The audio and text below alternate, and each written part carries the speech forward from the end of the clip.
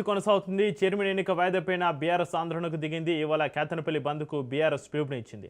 కొరం ఉన్న chairman, vice chairman ఎన్నిక నిర్వహించలేదని నిరసన తెలుపుతున్నారు. కాంగ్రెస్ పోలీసుల తీరును నిరసిస్తూ ఇవాళ కేతనపల్లి బంద్కు బీఆర్ఎస్ సిపిఐ పిలుపునిచ్చింది. నిన్నటి ఘర్షణల నేపథ్యంలో భారీగా పోలీసులు మోహరించారు. రాళ్లదాడి ఘటనలో బాలిక సుమన్పైన కేసు నమోదైంది. సుమన్తో పాటు 5గురు బీఆర్ఎస్ నేతలపైన కేసులు నమోదయ్యాయి.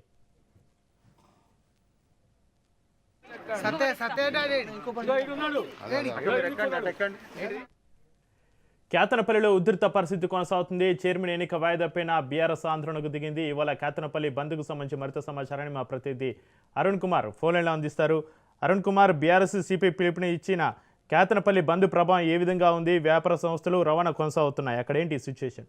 అరుణ్. రైట్ చక్రి, ఏదైతే మంచిర్యాల జిల్లా కేతనపల్లి మున్సిపాలిటీలో ఉత్కంఠ భరితంగా సాగినటువంటి ప్రమాణ స్వీకారం, ఏదైతే చైర్మన్, వైస్ చైర్మన్ ఎన్నికైతే వాయిదా పడింది. రెండవసారి కూడా వాయిదా పడడంతో కూడా కొంత ఏదైతే ఇటు అధికార ఏదైతే మెజారిటీ ఉన్నటువంటి బీఆర్ఎస్ సిపిఐ నాయకులు అయితే కొద్దిగా ఆందోళన చేపట్టారు. ముఖ్యంగా కూడా ఈ రోజు కేతనపల్లి మున్సిపాలిటీ పరిధిలో రామకృష్ణపురం బంద్కు పిలుపునిచ్చారు. బంద్ కూడా సంపూర్ణంగా కూడా కొనసాగుతుంది. ఇప్పటి వరకు అయితే స్వచ్ఛందంగా కూడా వ్యాపారస్తులు అయితే బంద్ లో పాల్గొంటా ఉన్నారు. ముఖ్యంగా కూడా అధికార పార్టీకి సంబంధించి కూడా అధికార పార్టీకి అధికారులు కూడా పోలీసులు కొమ్ము కాస్తూ కూడా ఇవాళ ప్రమాణ స్వీకారం ఏదైతే చైర్మన్, వైస్ చైర్మన్ ఎన్నికను కూడా కావాల్సుకొని వాయిదా వేసినట్టు కూడా ఏదైతే బీఆర్ఎస్ శ్రేణులు అయితే సిపిఐ బీఆర్ఎస్ శ్రేణులు అయితే నిన్న ఆందోళన చేపట్టింది. ముఖ్యంగా ఈ ఉత్కంఠ భరిత సాగిన నేపథ్యంలో కూడా నిన్న మంత్రి వివేక్ కాన్వాయ్ పై కూడా బీఆర్ఎస్ కార్యకర్తలు కూడా దాడి చేయడం, ఆ దాడిలో కూడా ఆ దాడిని బాల్క సుమన్ ప్రోత్సహించినట్టు కూడా మాజీ ఎమ్మెల్యే బాల్క సుమన్ పై కూడా పలు సెక్షన్ల కింద కేసులు అయితే నమోదు చేశారు. ఇప్పుడు ఏదైతే బాల్క సుమన్ ఈ రోజు బంద్ ఉన్న నేపథ్యంలో బాల్క సుమన్ ఇంటికి ఇప్పుడే పోలీసులు అయితే చేరుకుంటారు. హౌస్ అరెస్ట్ చేసేటువంటి అవకాశం ఉన్నట్లు కూడా మనకు సమాచారం వస్తా ఉన్నది. ముఖ్యంగా కూడా